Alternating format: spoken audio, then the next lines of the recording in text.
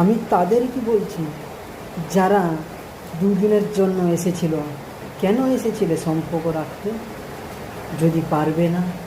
কেন দুদিনের জন্য মাসির অভিনয় করতে কেন এসেছিলে আমাদের জীবনে? কেন এসেছিলে মামার অভিনয় করতে তোমরা? কেন?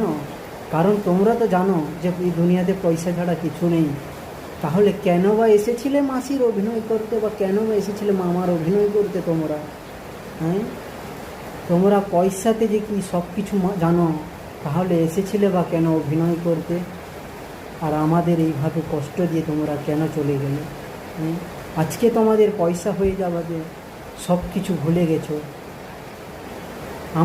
আমরা মা ভাবতাম তোমাদের, মা, মাসি মনে মা।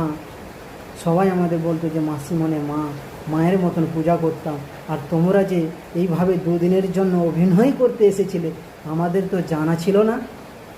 কারণ তোমাদের এখন পয়সা বেশি, সেই জন্য অভিনয় শেষ।